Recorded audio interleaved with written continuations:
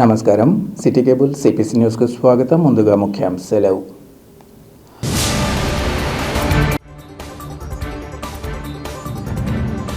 జిల్లాలోని వినియోగదారులకు diesel, petrol సక్రమంగా అందించేందుకు అన్ని చర్యలు తీసుకున్నాం. జిల్లా కలెక్టర్ డాక్టర్ శ్రీధర్ చెరుకూరి స్పష్టీకరణ.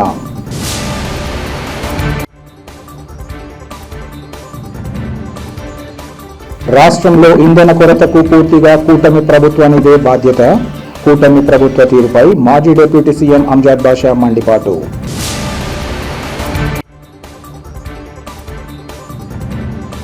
పులివెందుల ప్రజల సౌకర్యార్థం మెడికల్ కాలేజీ వద్ద గ్రీన్ఫీల్డ్ హైవే ఎగ్జిట్ పాయింట్ ఏర్పాటు చేయాలి. ప్రభుత్వానికి టీడీపీ మాజీ ఎమ్మెల్సీ బీటెక్ రవి వినతి. జిల్లాలోని వినియోగదారులకు డీజిల్, పెట్రోల్ సక్రమంగా అందించేందుకు అన్ని చర్యలు తీసుకుంటున్నట్లు కలెక్టర్ శ్రీధర్ చెరుకూరి తెలిపారు. ఈరోజు కలెక్టరేట్లో ఏర్పాటు చేసిన విలేకరుల సమావేశంలో SP K Nachiket Vishwanath, joint collector doctor Nidhi మీనాతో కలిసి ఆయన మాట్లాడారు. ఆయిల్ కంపెనీలు రీటైల్ షాపులకు తమ క్రెడిట్ లిమిట్ను మార్చుకున్నాయని, అలాగే 35 నుంచి 40 మేర డీజిల్ ధర పెరగడం వల్ల కమర్షియల్ వినియోగదారులు రీటైల్ అవుట్లెట్స్కు మళ్లడం వల్ల సప్లై చైన్ దెబ్బతిందని తెలిపారు.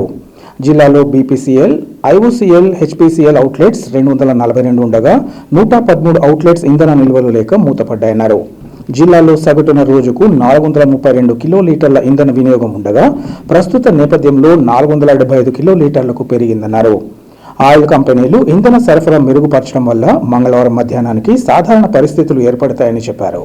పెట్రోల్కు ఎలాంటి నియంత్రణ లేదని ఆయన స్పష్టం చేశారు. అయితే ప్రస్తుతం రోజుకు డీజిల్ 4 చక్రాల వాహనాలకు 30 లీటర్లు, బస్సులు వంటి భారీ వాహనాలకు 50 లీటర్లు, వరికోత యంత్రాలకు 80 లీటర్లు, ఆసుపత్రులకు 50 లీటర్ల చొప్పున రేషనలైజేషన్ విధానంలో సరఫరా చేస్తామన్నారు. 3 చక్రాల ఆటోలకు ఎలాంటి పరిమితి లేదని స్పష్టం చేశారు. పెట్రోల్ బంకుల వద్ద క్యాన్లు, డ్రమ్ములతో ఇంధనాన్ని నింపడం పూర్తిగా నిషేధించినట్లు ఆయన వివరించారు.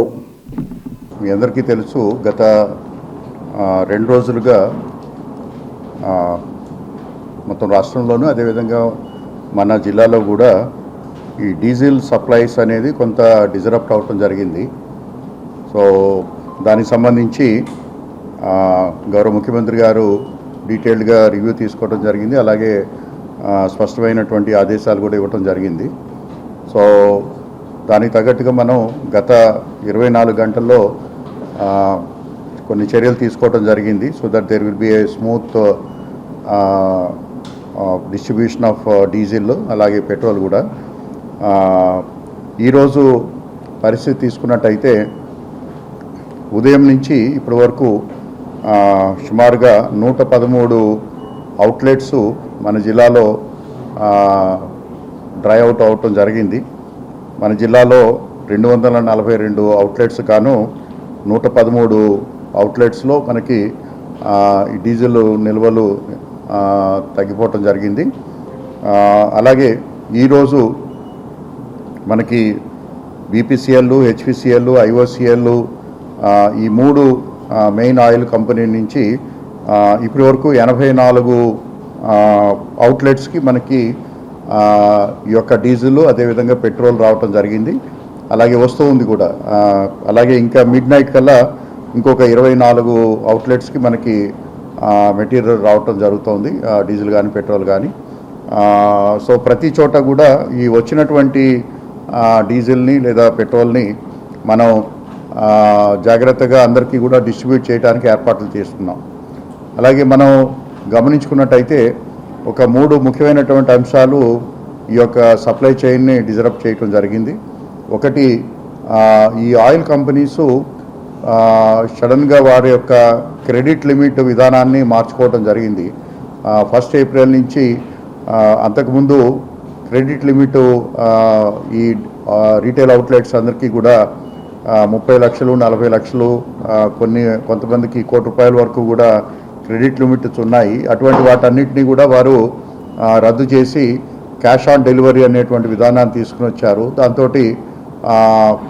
కొన్ని రీటైల్ అవుట్లెట్స్ ఆ క్రెడిట్స్ని క్లియర్ చేయకపోవటం వల్ల, అదేవిధంగా స్లో అవ్వటం వల్ల కొంత ఈ సప్లై చైన్ ఎఫెక్ట్ అవ్వటం జరిగింది. దీంతోపాటు మనకి కొన్ని ప్రైవేట్ అవుట్లెట్స్ ఉన్నాయి, ముఖ్యంగా నయారా కానీ, జియో కానీ ఇటువంటివి.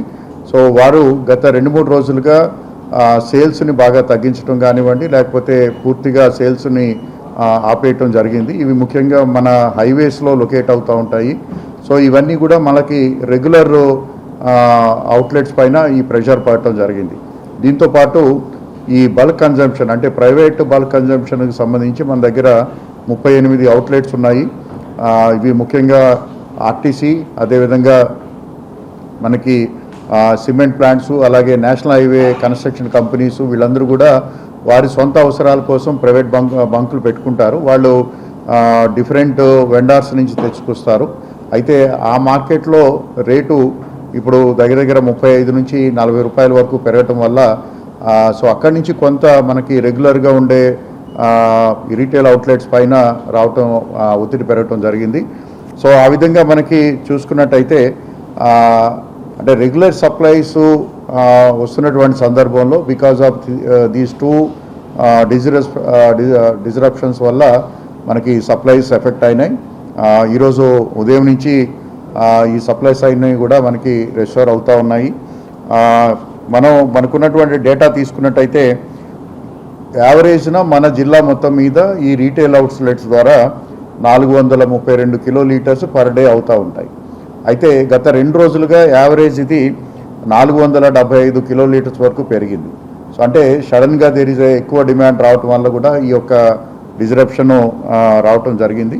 సో గౌరవ ముఖ్యమంత్రి గారు ఇచ్చినటువంటి ఆదేశాల మేరకు ఇవన్నీ కూడా మనం సెట్ చేసుకుంటూ retail outlet by retail outlet మనం రీప్లేస్మెంట్స్ వస్తూ ఉన్నాయి.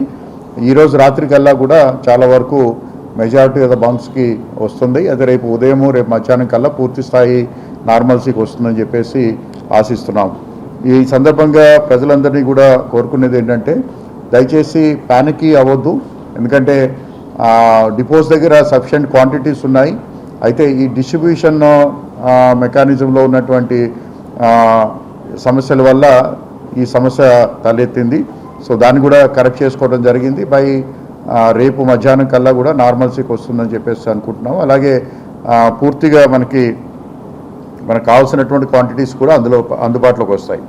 మీన్ వైల్ మనం ఈ అందుబాటులో ఉన్నటువంటి ఏదైతే డీజిల్ కానీ పెట్రోల్ కానీ ఉందో దాన్ని హోర్డింగ్ చేయకుండా, అలాగే ఈ ప్యానికీ బయింగ్ని ప్రివెంట్ చేయడం కోసం కొన్ని జిల్లా స్థాయిలో కొన్ని నిర్ణయాలు తీసుకోవడం జరిగింది.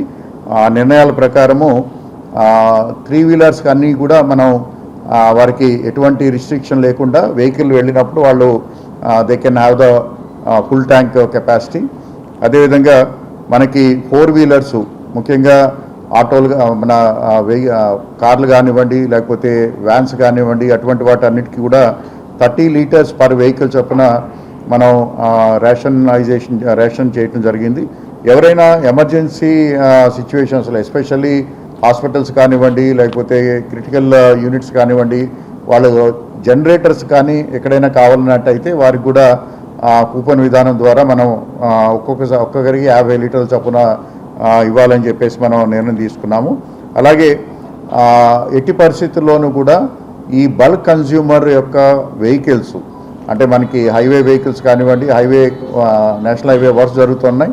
ఆ నేషనల్ హైవేలో పనిచేస్తున్నటువంటి వెహికల్స్ కానివ్వండి, లేకపోతే ఈ జువారీ సిమెంటు, లేకపోతే ఐసీఎల్, దాల్మియా, వాళ్ళ వెహికల్స్ ఏవైతే ఉన్నాయో వాటన్నిటికీ కూడా బయట బంకుల్లో ఎక్కడ కూడా ఇవ్వకూడదు అని చెప్పేసి మనం నిర్ణయం తీసుకున్నాం. Because already they have their own bulk outlets ఉన్నాయి కాబట్టి దాంట్లోనే వాడుకోవాలి. సో అదేవిధంగా ప్రతి అవుట్లెట్కి సంబంధించి ఒక రెవెన్యూ ఆఫీసర్ని కూడా మనం నామినేట్ చేయడం జరిగింది. They are available at the bunk level. So they are monitoring each and every bunk. అలాగే పోలీస్ వారి సహకారంతో ఎక్కడైతే మెటీరియల్ వస్తుందో అక్కడ క్యూ సిస్టమ్ అది మేనేజ్ చేసుకుని ఇప్పుడు ఇచ్చినటువంటి ఆదేశాల మేరకు అందరికీ అందుబాటులో వచ్చే విధంగా జిల్లాలో చర్యలు తీసుకోవడం జరిగింది. ఐ థింక్ రేపు మధ్యాహ్నం కల్లా మనకి కొంత వెసులుబాటు వస్తుంది. పూర్తి స్థాయిలో మనకి సప్లైస్ రెస్టోర్ అవుతాయని చెప్పేసి అనుకుంటున్నాము. సో ఇది ప్రజలందరికీ కూడా మరొకసారి తెలియజేసేది ఏంటంటే don't panic. Supplies are on the way. మీరు ఓన్లీ ఇంకొక 24 hours దయచేసి సహకరించండి. I think all the supplies will be restored. అందరికీ నమస్కారం. ఇప్పుడే కలెక్టర్ సార్ చాలా డీటెయిల్గా ఎక్స్ప్లెయిన్ చేశారు. డీజిల్ షార్టేజ్ ఉంది. ఈ డీజిల్ షార్టేజ్ ఎందుకు వచ్చింది, కంపెనీస్ పెట్టిన సడన్గా చేంజ్ చేసిన పాలసీ డిసిజన్ వల్ల ఈ షార్టేజ్ వచ్చింది. కంబైన్ టు దట్ ఈ కొంచెం షార్టేజ్ వచ్చినప్పుడు ఇమీడియట్లీగా ప్యానిక్ అయ్యి ఎక్కువ డిమాండ్ కూడా ఎక్కువ పెరిగింది. 4 liters కావాలంటే 10 liters డిమాండ్ చేయడం జరిగింది. దీనివల్ల ఈ సిచ్యువేషన్ ఇంకా వర్స్ అయింది. కానీ వన్ ఇష్యూ మనం గుర్తుపెట్టుకోవాలి, ఇది చాలా టెంపరీ సిచ్యువేషన్. 2 రోజుల నుంచి స్టార్ట్ అయింది. రేపు మధ్యాహ్నం వరకు ఈ సిచ్యువేషన్ క్లియర్ అవుతుంది. గుర్తుపెట్టుకోవాల్సింది ఈ ప్యానిక్ బిహేవియర్ వల్ల ఈ సిచ్యువేషన్ ఇంకా వర్స్ అవుతుంది. సో ప్యానిక్ ఎవరు కూడా చేయకూడదు. చాలా డీటెయిల్గా రేషనింగ్ సిస్టమ్, అది కూడా చాలా టెంపరీ రేషనింగ్ సిస్టమ్ ఇవ్వడం జరిగింది. అందరికీ సఫిషియెంట్ ఫ్యూయల్ సప్లైస్ వస్తాయి. ఇక్కడ ఈ లాంగ్ క్యూ లైన్స్ కానీ ఏదైనా డిస్రప్షన్ బిహేవియర్ ఉంటే మన పోలీసులు అన్ని బంక్స్ దగ్గర ప్రజెంట్ ఉంటారు. అన్ని బంక్స్ దగ్గర పెట్రోలింగ్ సిస్టమ్ పెట్టాము. అన్ని బంక్ ఓనర్స్తో పోలీస్ సిస్టమ్ మాట్లాడుతూ ఉంది. ఈవెన్ సప్లయర్స్ డిస్ట్రిబ్యూషన్ రోడ్ నుంచి వచ్చిన ట్యాంకర్స్కి కూడా మనమే ప్రొటెక్షన్ కానీ ట్రాఫిక్ క్లియరెన్స్ కానీ ఇస్తున్నాము. ఎవరు కూడా ఈ ప్యానిక్ వల్ల హోల్డింగ్ చేయకూడదు. అనవసరంగా ఈ డ్రమ్స్లో తీసుకువెళ్ళి లూజ్ సేల్ మనమే అలౌ చేయట్లేదు, ఎక్సెప్ట్ ఫర్ ఇక్కడ పర్మిషన్ ఇచ్చి ఉన్నాము. సెకండ్ అయితే డైవర్జన్. అందరూ బంక్ ఓనర్స్తో మాట్లాడడం జరిగింది. వీళ్ళకి క్లియర్గా రూల్ పొజిషన్ ప్రకారం ఎవరికి పెట్రోల్ డీజిల్ ఇవ్వాలి అదే వీళ్ళకే ఇస్తారు. కమర్షియల్ అవుట్లెట్స్ కానీ డైవర్జన్స్ కానీ అట్లాంటి ప్రాక్టీస్ గడపల్లో జరగదు. దీని మీద కూడా పోలీస్ దృష్టి పెట్టి ఉన్నాము. ఇంకొకటి ఎగ్జాక్ట్లీ సిచ్యువేషన్ ఎందుకు వచ్చింది, దీంట్లో ఎవరు ఏదైనా డైవర్జరీ టాక్టిక్స్ కానీ సోషల్ మీడియాలో క్రియేట్ చేసిందా ప్యానిక్ కానీ అట్లాంటివి ఉంటే వీళ్ళ మీద లీగల్ యాక్షన్ కూడా ఇనిషియేట్ చేయడం జరుగుతుంది. రాష్ట్రంలో ఇంధన కొరతకు పూర్తిగా కూటమి ప్రభుత్వానిదే బాధ్యతని రాష్ట్ర మాజీ ఉప ముఖ్యమంత్రి అంజద్ బాషా మండిపడ్డారు. కడప నగరంలోని తన కార్యాలయంలో ఏర్పాటు చేసిన విలేకరుల సమావేశంలో ఆయన మాట్లాడారు. దేశంలో ఎక్కడా లేని ఇంధన కొరత మన రాష్ట్రంలో ఉందన్నారు. గ్యాస్ సిలిండర్ల కోసం క్యూ, రేషన్ కోసం క్యూ, ఎరువుల కోసం క్యూ, పెట్రోల్ డీజిల్ కోసం క్యూ, ఇలా అన్నిటి కోసం ప్రజలకు తిప్పలు తప్పడం లేదన్నారు. రాష్ట్రంలో కూటమి ప్రభుత్వం అలవిగాని హామీలు ఇచ్చి అమలు చేసిన పాపన పోలేదని విమర్శించారు. జగన్మోహన్ రెడ్డి ఇచ్చే పథకాలకు మించి అనేక పథకాలు ఇస్తామని చెప్పిన మాటలు ఏమయ్యాయని వారు ప్రశ్నించారు. రాష్ట్రంలో ఏ పెట్రోల్ బంకుకు వెళ్లినా నో స్టాక్ బోర్డులు దర్శనమిస్తున్నాయన్నారు. జిల్లా జాయింట్ కలెక్టర్ మీడియాకు ప్రకటన విడుదల చేసి జిల్లాలో ఇంధన కొరత లేదని చెప్పగా క్షేత్రస్థాయిలో వాస్తవంగా విరుద్ధ పరిస్థితులు నెలకొన్నాయన్నారు. రాష్ట్రంలో ఇంధన కొరతతో ప్రజలు ఇబ్బందులు పడుతుంటే మన రాష్ట్ర ప్రభుత్వ పెద్దలు మాత్రం విదేశాలకు వెళ్లి షికాలు చేస్తున్నారని అన్నారు. కూటమి ప్రభుత్వం అసమర్థత వల్లే ప్రజలు ఇంధన కొరతతో ఇబ్బంది పడుతున్నట్లు వారు తెలిపారు. సంవత్సరానికి 6 సిలిండర్లు ఉచితంగా ఇస్తామని 2 ఏళ్లలో 2 మాత్రమే ఇచ్చారని తెలిపారు.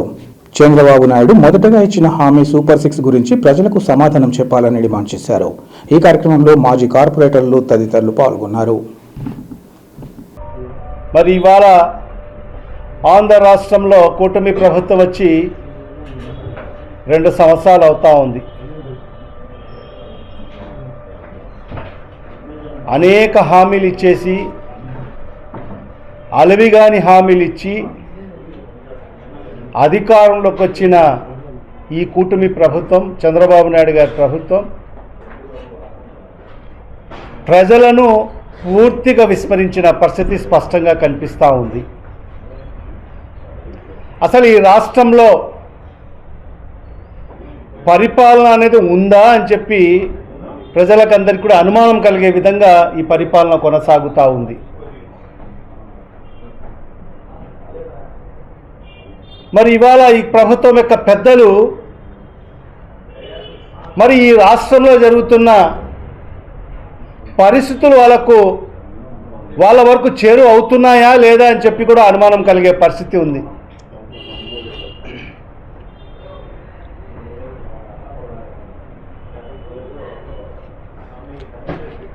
మరి ఇవాళ ఈ రాష్ట్ర పరిస్థితి చూస్తూ ఉంటే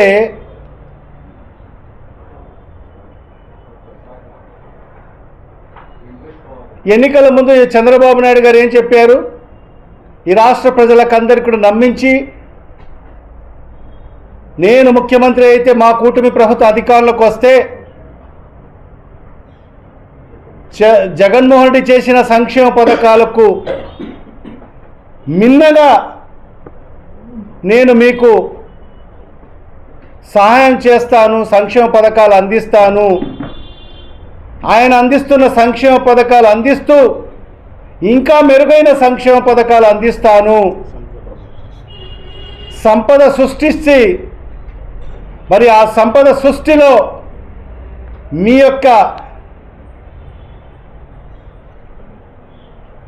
మీ అందరికి కూడా పంచిపెట్టే కార్యక్రమాన్ని చేస్తారని చెప్పి ఆ రోజు ప్రజలకు అందరికీ నమ్మబలికి ప్రజలతో ఓట్లు వేయించుకొని మరి ఈరోజు అధికారంలోకి వచ్చిన ఈ కూటమి ప్రభుత్వం చంద్రబాబు నాయుడు గారు, ఈ రాష్ట్ర ముఖ్యమంత్రి గారు యావత్ ప్రజలందరినీ కూడా రోడ్లపైకి తీసుకొచ్చి బార్లుగా నిలబెట్టే పరిస్థితి ఈరోజు చూస్తున్నాం.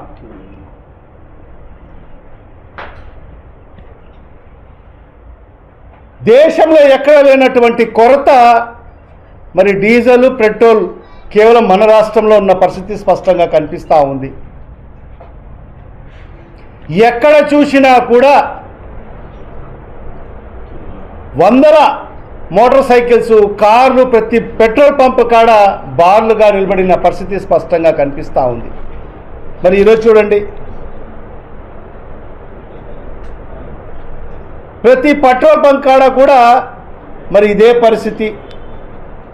కొన్ని వందల వాహనాలు క్యూలో నిలబడి మరి అనేక చోట్ల నో స్టాక్ బోర్డులు.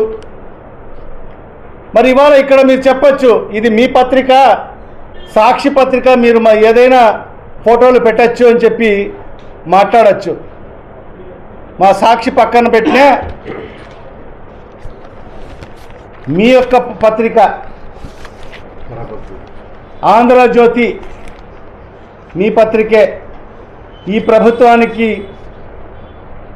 వెనకేసుకొస్తున్న పత్రిక. చంద్రబాబు నాయుడు మీద ఈగ వాలనీయదు ఈ పత్రిక. మరి అలాంటి పత్రికలు కూడా చూడండి, కొరత తీవ్రం అని చెప్పి ఏ రకంగా ప్రజలు బార్లుగా నిలబడిన ఫోటోలు కూడా మరి ఈ ప్రభుత్వానికి కాపాడుతున్న పత్రికల్లో కూడా వచ్చిన పరిస్థితి. మరి అదేవిధంగా ఇంకొక పత్రిక ఈనాడు, ఈ పత్రిక కూడా ఈ ప్రభుత్వం మీద ఈగ వాలనీయదు. మరి ఆ పత్రిక కూడా స్పష్టంగా ఇంధన కొరత, అంతటా కలత. మరి ప్రతి పెట్రోల్ పంప్లో కూడా నో స్టాక్ బోర్డులు, మరి అరకొరగా ఉన్న చోట్ల వందల వెహికల్స్ బార్లుగా నిలబడిన పరిస్థితి మరి ఈరోజు మనం చూస్తున్నాం. ఈ కూటమి ప్రభుత్వం వచ్చిన తర్వాత ప్రజలకందరికి కూడా ఈరోజు బార్లో పెట్టిన పరిస్థితి, క్యూలలో. దేనికోసం అంటే గ్యాస్ సిలిండర్ తీసుకోవాలంటే క్యూ నిలబడాలి, పెట్రోల్ కావాలంటే క్యూలో నిలబడాలి, డీజిల్ కావాలంటే క్యూలో నిలబడాలి, రేషన్ కావాలంటే క్యూలో నిలబడాలి, ఆఖరికి రైతులు యూరియా బస్తా కావాలన్నా కూడా క్యూలో నిలబడాలి. ఇది ఈ రాష్ట్ర పరిస్థితి. ఇది 40 ఏళ్ల ఇండస్ట్రీ అని చెప్పుకుంటే ముఖ్యమంత్రి గారి పరిపాలిస్తున్న రాష్ట్ర పరిస్థితి ఇది.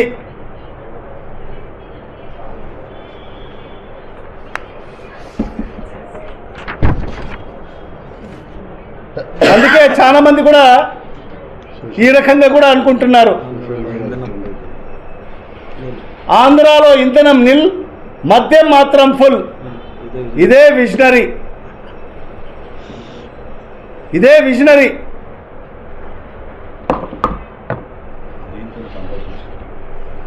ఎంత దారుణం అంటే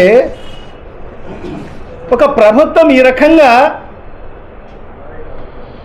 కొరత రాబోతుందని చెప్పి ఎందుకు వాళ్ళు ఊహించలేదు? ముందు జాగ్రత్త చర్యలు ఎందుకు చేపట్టలేదు? ఎందుకంటే ప్రతి ఒక్కటి కూడా ఇంధనంతో ముడిపడి ఉంటుంది. రేపు ప్రతి ఒక్కరు కూడా బ్లాక్ మార్కెటింగ్ అయ్యే పరిస్థితి ఉంటుంది. నిత్యావసర వస్తువులు అయితేమి, మరి ఏ వస్తువులు కూడా ఈ సమాజంలో కొందరు వ్యక్తులు దీన్ని ఆసరాగా పెట్టుకొని బ్లాక్ మార్కెటింగ్కి దిగే పరిస్థితి రాబోతుంది. అంటే ఒకటైతే ఆలోచన చేయాలి మనం. ఎందుకంటే మన రాష్ట్ర ప్రధాని నరేంద్ర మోడీ గారు కూడా మన పార్లమెంట్లో మాట్లాడుతూ రాబో రోజుల్లో కరోనా కన్నా ఇంకా ఎక్కువ కష్టాలు వచ్చే పరిస్థితులు ఉన్నాయి అని చెప్పి మరి ఏదో సందర్భంలో మాట్లాడడం జరిగింది. కానీ మేము ఆ రోజు ఊహించలేదు.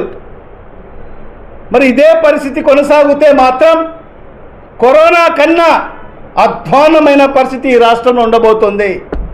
ఫ్రీగా ఇచ్చే పరిస్థితి పక్కన పెట్టినా, డబ్బులు ఇచ్చినా కూడా ఈరోజు గ్యాస్ సిలిండర్ దొరికే పరిస్థితి లేదు. పులివెందుల ప్రజల సౌకర్యార్థం మెడికల్ కళాశాల వద్ద green field highway exit point ఏర్పాటు చేయాలని టీడీపీ మాజీ ఎమ్మెల్సీ బీటెక్ రవి ప్రభుత్వానికి విన్నవించారు. అమరావతి నుంచి బెంగళూరు వరకు నిర్మిస్తున్న గ్రీన్ ఫీల్డ్ హైవే పనుల గురించి బీటెక్ రవి మాట్లాడారు. గ్రీన్ ఫీల్డ్ హైవే చుట్టూ బారికేట్లు ఉండడం వల్ల ప్రయాణికులు ఎక్కడ పడితే అక్కడ ఎక్కడానికి లేదా దిగడానికి వీలు లేదన్నారు. కేవలం టోల్ గేట్ల వద్ద మాత్రమే అవకాశం ఉంటుందని ఆయన వివరించారు. పులివెందుల మెడికల్ కళాశాల సమీపంలో ఎగ్జిట్ పాయింట్ ఏర్పాటు చేస్తే కడప, కదిరి వెళ్లే వారికి ఇంకా పులివెందుల వాసులకు ఎంతో ప్రయోజనకరంగా ఉంటుందని ఆయన తెలిపారు.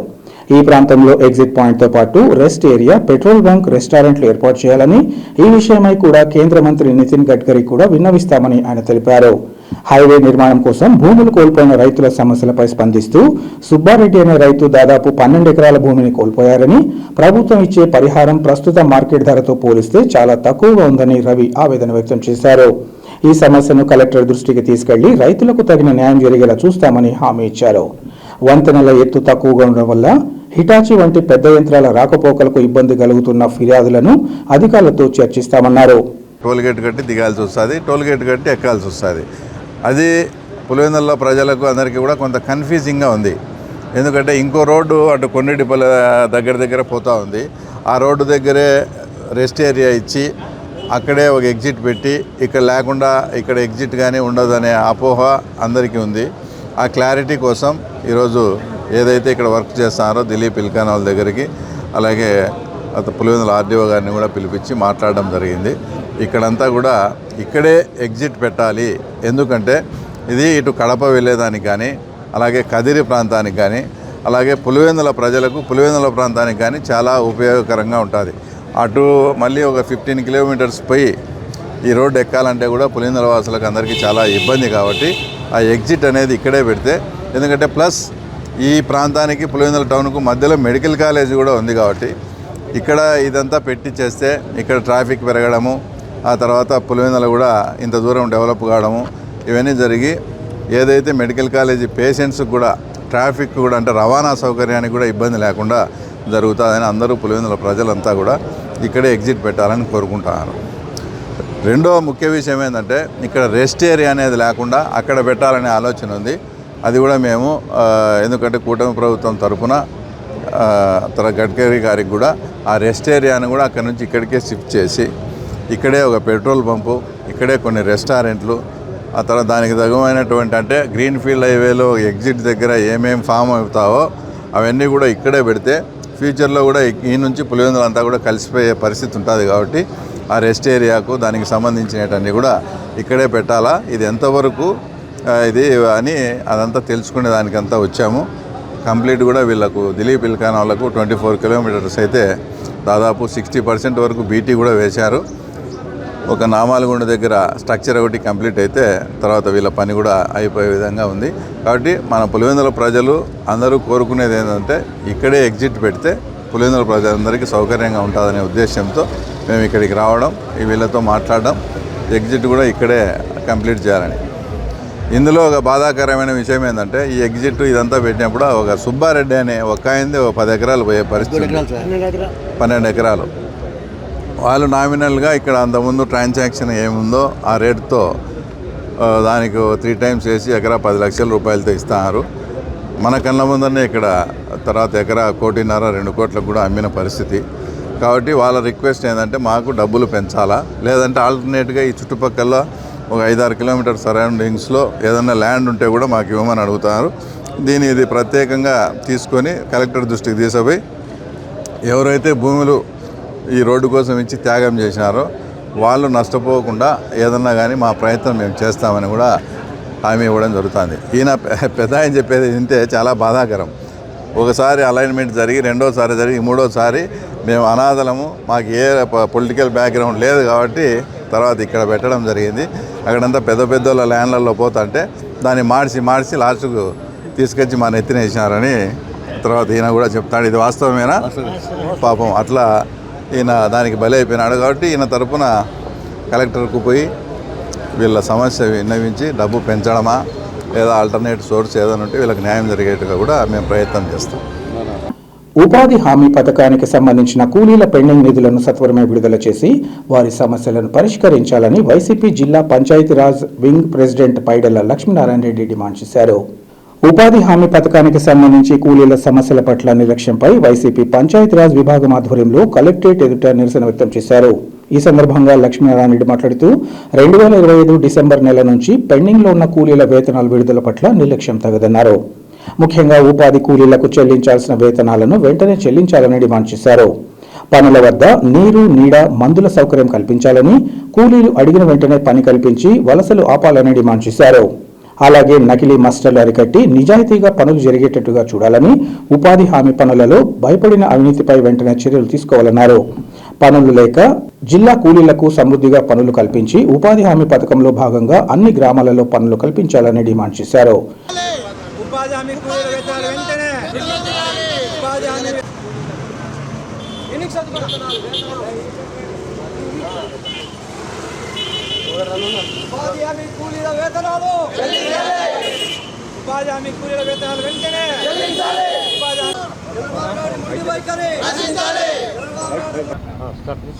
రెండు 2025 డిసెంబర్ నాటి నుండి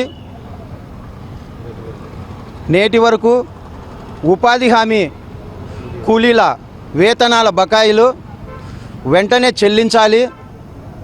దాదాపు 1000 కోట్ల రూపాయలు బకాయిలు ఉండడం జరిగింది. కాబట్టి ఉపాధి హామీ కూలీల వేతనాలను వెంటనే చెల్లించాలి. తరువాత ఉపాధి హామీ కూలీల మౌలిక సదుపాయాల కోసం పని చేసే ప్రదేశంలో నీరు, మందులు, వారికి కావలసినటువంటి సౌకర్యాలను కల్పించాలి. తరువాత ఉపాధి హామీలో జరిగినటువంటి అవినీతి పైన వెంటనే విచారణ చేపట్టాలి. తరువాత ఉపాధి హామీ కూలీలకు పనులను వెంటనే కల్పించాలి. ఉపాధి హామీ కూలీలు వలస వెళ్లకుండా గ్రామ స్థాయి నుండి రాష్ట్ర స్థాయి వరకు ఎక్కడ వలసలు పోకుండా వెంటనే ఉపాధి హామీ పనులను చేపించాలి.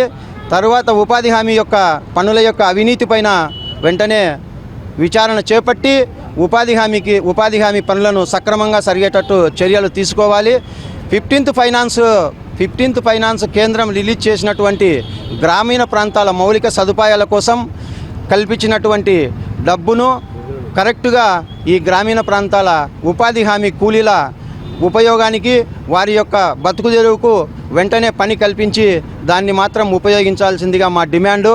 అలాగే ముఖ్యంగా ఉపాధి హామీ యొక్క అవినీతి పైన వెంటనే స్పందించి వలసలు వెళ్లకుండా ప్రతి చోట కూలీలను ఆదుకోవాలని కలెక్టర్ల వారికి రాష్ట్ర వ్యాపితంగా వైఎస్ఆర్సీపీ రాష్ట్ర పంచాయతీరాజ్ నాయకత్వంలో అన్ని జిల్లా కలెక్టరేట్ల దగ్గర ఈ మెమరాండం సమర్పించుకోవడం జరుగుతూ ఉంది.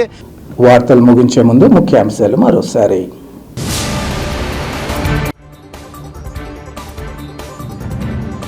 జిల్లాలోని వినియోగదారులకు డీజిల్, పెట్రోల్ సక్రమంగా అందించేందుకు అన్ని చర్యలు తీసుకున్నాం.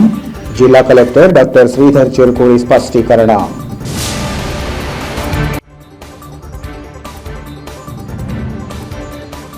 రాష్ట్రంలో ఇంధన కొరతకు పూర్తిగా కూటమి ప్రభుత్వానిదే బాధ్యత. కూటమి ప్రభుత్వ తీరుపై మాజీ డిప్యూటీ సీఎం అంజాద్ బాషా మండిపాటు.